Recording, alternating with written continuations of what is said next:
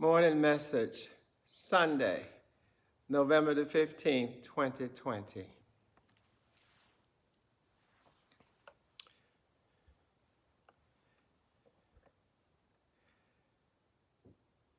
Good morning. Welcome.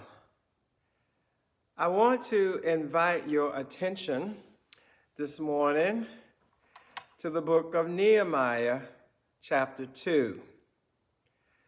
We are currently doing a series of messages from Nehemiah. And this morning we're going to look at several verses in chapter 2. We are teaching on the subject of preparing to rebuild our broken walls. Bow with me now. Gracious God, our Heavenly Father, we come to offer you thanks. We offer you all the praise. And I invite you now to engulf me with your Holy Spirit and speak through me as we share from the Word of God as recorded in the book of Nehemiah. I pray that you would touch hearts, that you would liberate hearts and minds, and that your Holy Spirit may have full control of us. It is through your Son, our Lord and Savior, Jesus the Christ, I pray. Amen. If you would turn with me to Nehemiah 2, I am going to begin by reading the first 3 verses. And then as we move through the message this morning, I will point you to other significant verses. And it came to pass in the month of Nisan, in the 20th year of Artaxerxes the king, that wine was before him. And I took up the wine and gave it unto the king. Now I had not been before time sad in his presence. Wherefore the king said unto me, Why is thy countenance sad, seeing thou art not sick? This is nothing else but sorrow of heart. Then I was very sore afraid, and said unto the king, Let the king live forever. Why should not my countenance be sad, when the city, the place of my father's sepulchres, lieth waste, and the gates thereof are consumed with fire? Then the king said unto me, For what dost thou make request? So I prayed to the God of heaven.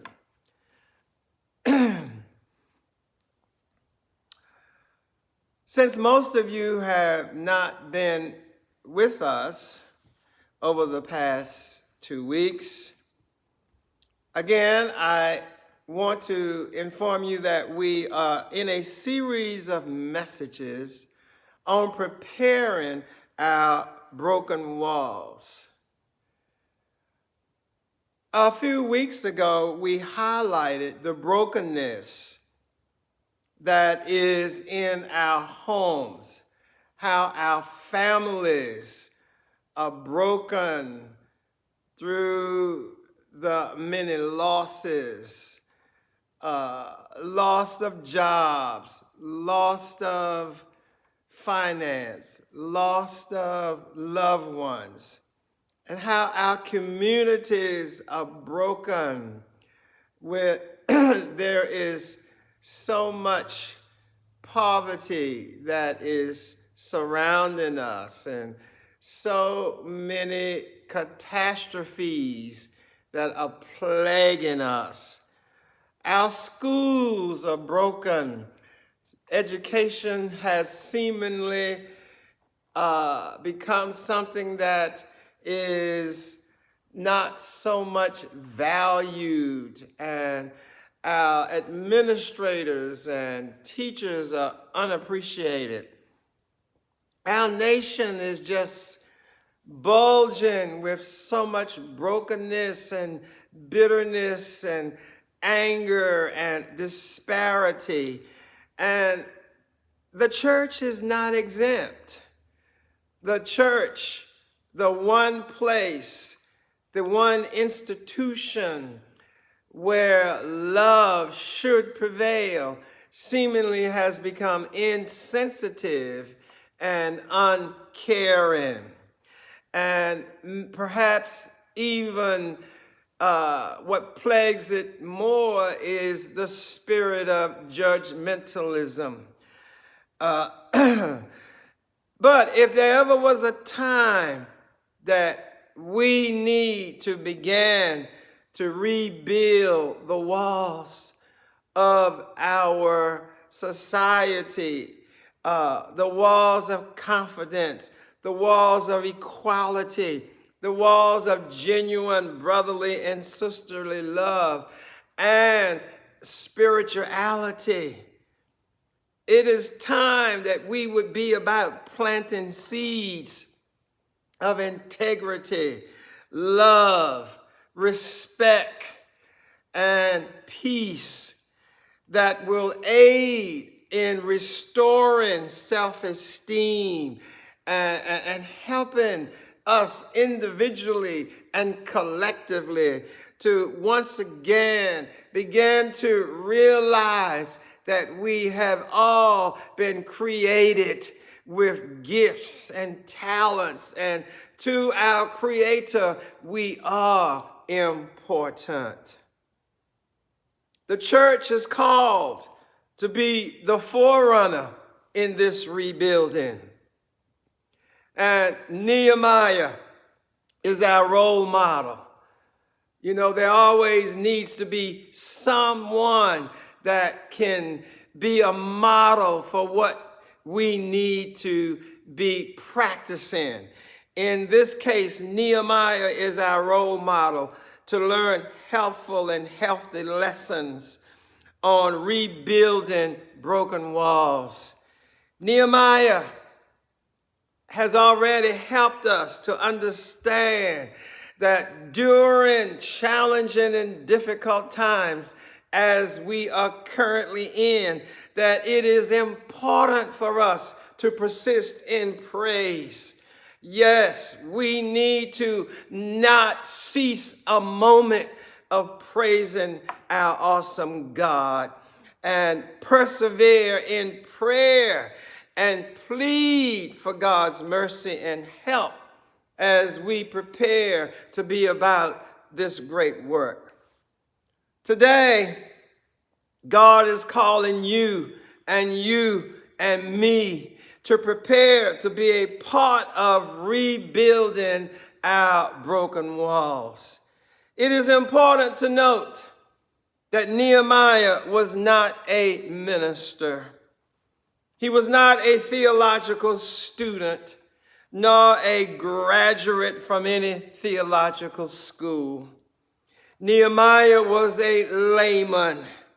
He was a lay person, just as most of you are. And when he heard of the brokenness and the broken walls in Jerusalem, the conditions that his people were living in, he was moved with compassion, and so moved that he went into prayer for weeks, praising God and seeking his guidance. God has brought you this morning to tune in, to listen, because he wants you to begin preparing to be a part of rebuilding our broken walls.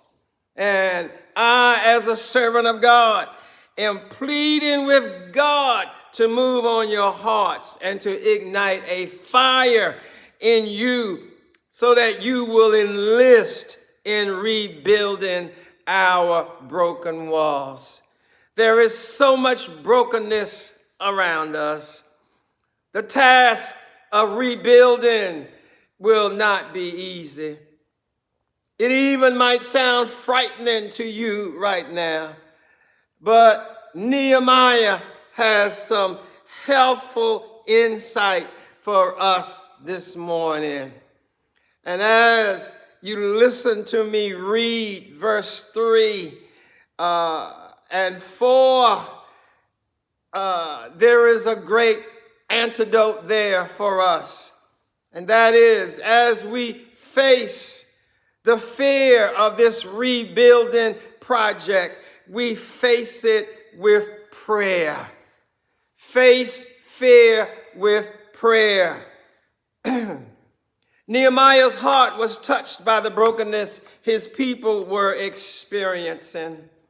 And he was not just touched, but he wanted to do something to heal and rebuild the brokenness. Now, mind you, Nehemiah was in a place of comfort. He was the king's cupbearer. He didn't want for anything. He was appreciated. He was respected. And he was trusted by the king to taste every drop of wine before it was given to the king. So just that in itself helps you and me to understand how Nehemiah was trusted. And that position was a very significant and important position because, you know, being in the position of a king, there is always someone who is trying to maybe do away with you, assassinate you. And so Nehemiah was the tester of the wine before it was given to the king. But in spite of all of the comforts of his position, he was moved by the brokenness in Jerusalem. Are you moved by the brokenness that surrounds you this morning? Are you moved by the brokenness that you are experiencing in your own home, in your community? As Nehemiah went about his duties, the king noticed that Nehemiah was sad. Nehemiah wanted to do something for God and for God's people. Whenever you and I have been infused with a desire to do what God would have us to do, just know that everything that can happen will happen. What do I mean? In order to be able to step out on faith, to do something for God, you and I have to first die to ourselves. Yes, we have to die to our comforts, our own sense of security, and our own needs being fulfilled. We can't step out and do something for God if we are more concerned about our own comforts and needs than we are those needs and concerns of the work that God is calling us to do. Nehemiah had reached that point. He showed a deep respect for his ancestors, and he had a broken heart over the plight of his home city. Hence, he was sad. But when Nehemiah realized that the king saw his sadness, he became very frightened. Yes, he was afraid. Because to appear in the presence of a monarch with any attitude other than a positive, uplifting one was extremely hazardous. So Nehemiah was afraid, but he remained focused in spite of his fear. Let me just pause for a moment and tell you that anyone who ever did anything great for God was afraid. Yes, you can read about any of these patriarchs. Abraham, in Genesis 15, it will tell you he was afraid after he had defeated the kings. He was afraid that he might receive revenge from them. But God assured him, Abraham, fear not, for I am thy shield. Moses was afraid when God charged him to deliver his people. Moses was thinking that who was he to do such a task? You know, what are they going to do? You know, they might just chew me up and spit me out. But God said, you go and tell them, I have sent you. It's nothing wrong with being afraid, but what is more important is how you handle your fear. Nehemiah was afraid. When the king asked him what he wanted, before he would answer, he prayed. That's what it says. The king said, for what do you make your request? And Nehemiah says, I prayed to the God of heaven. Nehemiah knew, that the God of heaven was a God that could be trusted. He was aware that the previous king had ordered the work on the wall to be stopped. Yes. And so the request that he was making was really the essence of taking a dangerous step. You can read all of this background in Ezra chapter 4. But in spite of his fear, Nehemiah also knew that God is always in charge. My. God is always in charge. He is always present, and he hears and answers every prayer. Oh, my brothers and sisters, we need to know this. Nehemiah helps us understand that God is greater than all of our fears. Yes, God is greater than all of our fears. So I said to you, brothers and sisters, it's time that we have a little talk with Jesus. And we need to tell him all of our fears, because he already knows that we are afraid. But don't sit back and allow your fears to stifle you. Take them to God and cry out to him in prayer. When we allow our fears to rule over our lives, we make them more powerful than God.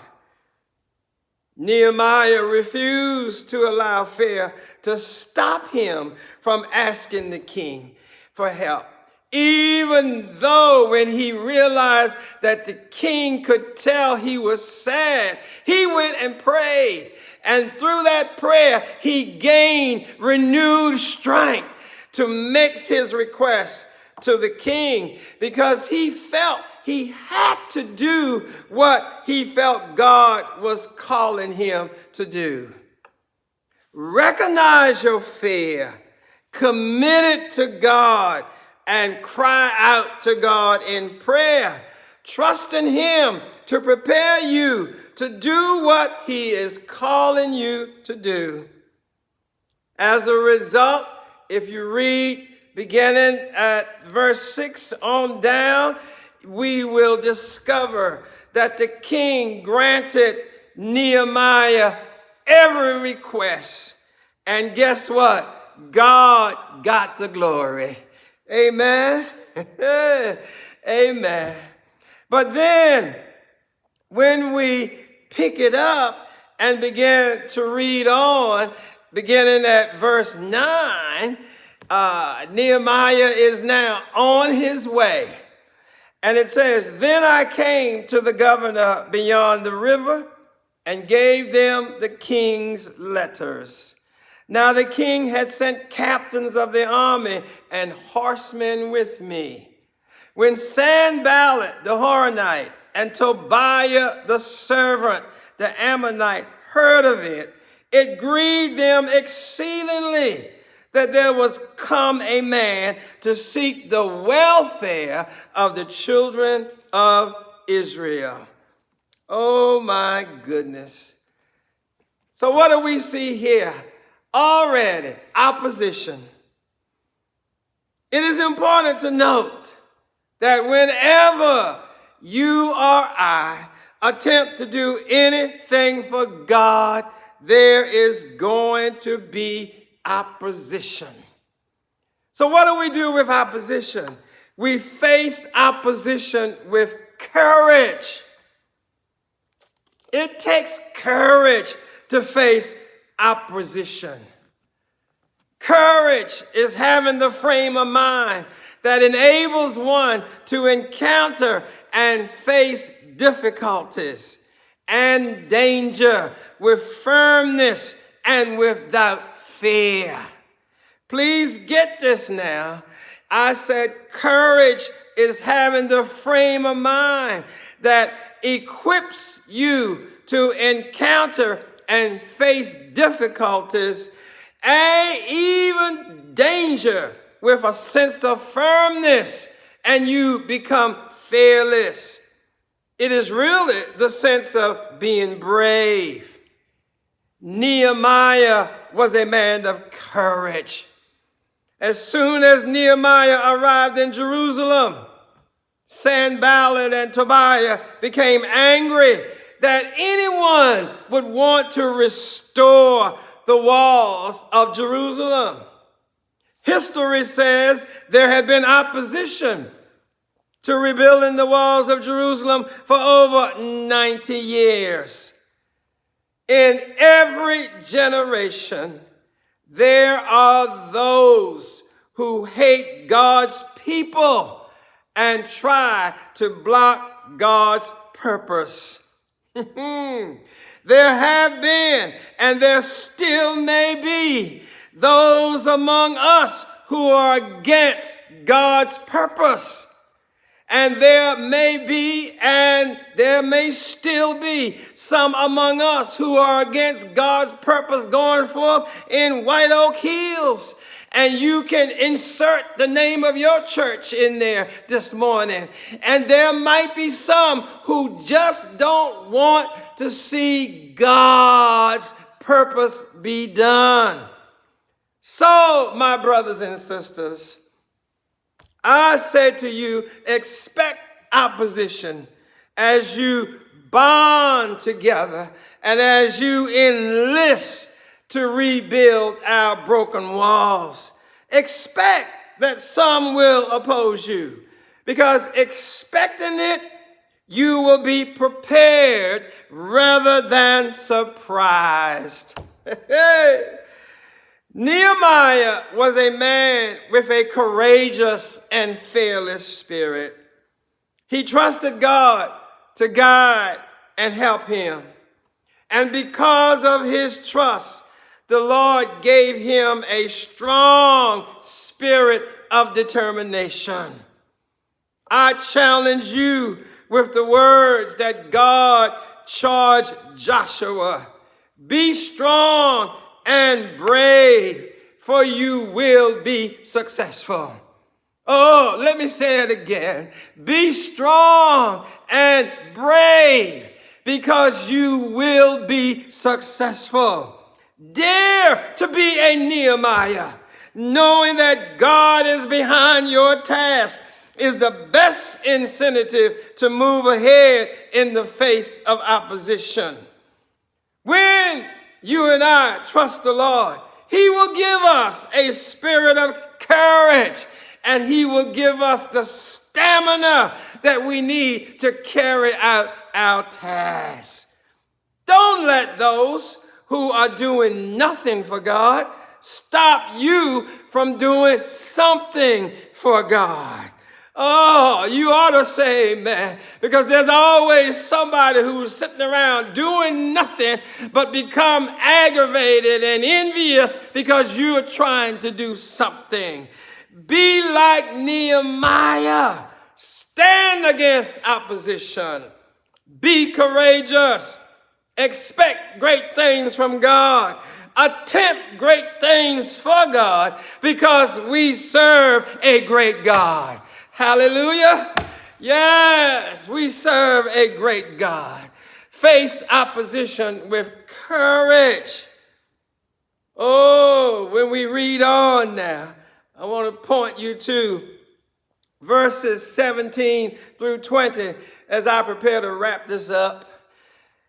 Nehemiah says, "Then I said unto them, ye see the distress that we are in, how Jerusalem lieth waste, and the gates thereof are burned with fire." This gives us a picture of our current world. Oh, what distress. And he said, "Let us build up the wall of Jerusalem, that we be no more a reproach." Then I told them of the hand of my God, which was good upon me, as also the king's words that he had spoken unto me. And they said, "Let us rise up and build." So they strengthened their hands for this good work. What Nehemiah was pointing out here is he was telling his fellow people that we must face timidity with vision. You know, Sanballat and Tobiah and Gershom tried to intimidate Nehemiah and his people. And Nehemiah knew that some of the people were already fearful and would be easily alarmed. You know anybody like that? But regardless of the critics and opposition, Nehemiah purposed to face all of it with his vision.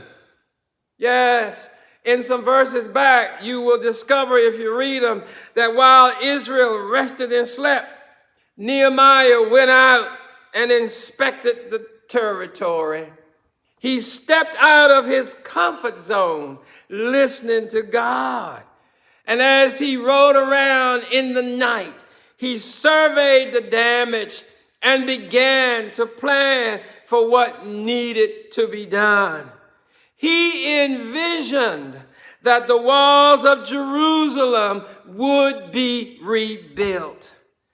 And I call you to note that his vision was not self-centered. He told them of the hand of God and how God had moved through the king to assist him. And then he said, "Let us rise up." In other words, let us rebuild the walls of Jerusalem and rid ourselves of this disgrace. He shared his vision with enthusiasm. He was a man of exhortation. He was not afraid to challenge the people to follow the Lord and complete their tasks. Oh, my sisters and brothers, once the people heard this, they said, "Good, let us rebuild." Let us rebuild the wall. And the work began. And note here, Nehemiah did not rebuild the wall. The people did. Oh, my sisters and brothers, do not dare to enlist. Get involved in the rebuilding of the walls in your communities and in your homes and in your churches. Nehemiah is the role model. And if you have some in your home, in your community, in your church that are a little timid, then you begin to encourage and cheer them. Oh, when I speak to the members of White Oak Hills, I have to say to you that God has shown me that the broken walls of White Oak Hills will be rebuilt. And so I said to you this morning, come, let us begin to rebuild our broken walls. And you will do it, and the one that God will send to lead you. I challenge you to be a part of what God has shown me. Decide to be a part of the solution to rebuild our broken walls, and commit in your heart to be a Nehemiah and be a part of this rebuilding process. Oh, you say, well, what can I do? You can be an encourager. Yes. If you can't do the hard work, you can just stand and encourage those who are embracing and doing the work. Be a cheerleader. Yes. Cheer them on as the work is being done. And the one thing you can sure do is be a prayer warrior. Oh, you can kneel morning, noon, and night and call on the God of heaven and ask him that he would strengthen your brothers and sisters as they engage in rebuilding the broken walls. Oh, I challenge you to challenge each other to give all that you have to rebuilding and expanding this family of God. And I further challenge you this morning and encourage you to know that God is with you. Yes, yes, God is with you. Oh, just as the word says, he is a very present help in the time of trouble. I'm here to tell you this morning that God is with you. Yes. Oh, yes. I know I'm stepping down. But let me tell you something. God is not stepping down. God is with you, and he will be with you. You just expect him to show up. I'm here to tell you, God will bring participants in from the east and the west, from the north and the south. Oh, White Oak Hills, do not let the critics stop you or the opposition hinder you. And it doesn't matter that we are few in number. What's important is we are God's number. God knows just who's here. And when you and I recognize that, we will recognize that God is greater than our numbers. Commit yourselves, dedicate yourselves, and position yourselves to rebuild our broken walls. When you are criticized and mocked, stand as Nehemiah did and say, as he said, the God of heaven will prosper us. Yes, the God of heaven will help us. We are his servants, and he will enable us to rebuild the walls of White Oak Hills. Oh, yes, he will. But you who stand by and criticize and mock and oppose will have no part in this. Oh, give God the glory. Give God the praise. Great and mighty is he. He is about to do great things. Praise him, praise him. Oh, hallelujah. Give God the praise in him this morning. Let him get the glory out of your life. Don't worry about your name being plastered up there. Just do all that you can do and let God have the glory. Hallelujah, hallelujah, hallelujah. Oh, praise God, praise God, praise God. Face your fear with prayer. Yes, face opposition with courage and face timidity with the vision. Oh, catch the vision and see what God is about to do and let him have the glory out of your life. Father God, I come to thank you now. I want to thank you, oh God, for the challenge that you are putting on us, bringing us to this point where we have to and where we need to enlist and begin the rebuilding of all these broken walls. Oh God, grant that we as a people of the body of Christ will be infused by your Holy Spirit, and that we might give ourselves untiringly to doing this great work. Oh, we thank you now. We thank you. If there be anyone out there this morning, Father God, that doesn't know you, oh, let your Holy Spirit visit with them and let them know that it is not too late, that you stand with open arms, and all they need to do is just come to you. They can come with all of their fears, with all of their hurts, with all of their pains, and they can hear you say, oh, my son, my daughter, I love you. Just cast all your cares on me. Oh, blessed Jesus, we thank you, we bless you, and we praise you. In the mighty name of your Son, Jesus the Christ. Hallelujah, hallelujah, amen.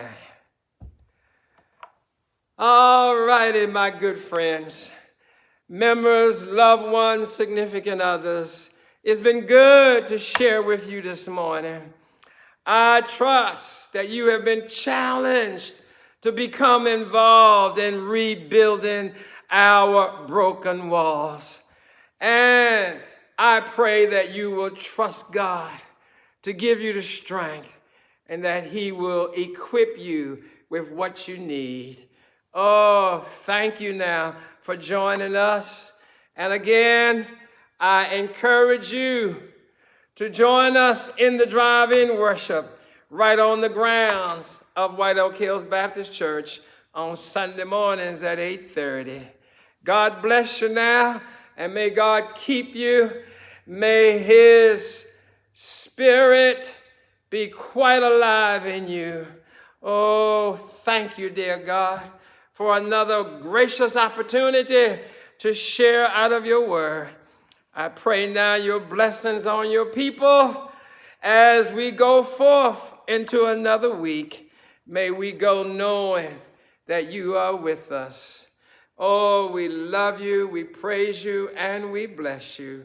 In the matchless name of your Son, Jesus the Christ, I do pray. Amen. God bless you. Good to see you again. I love you, and I hope to see you soon.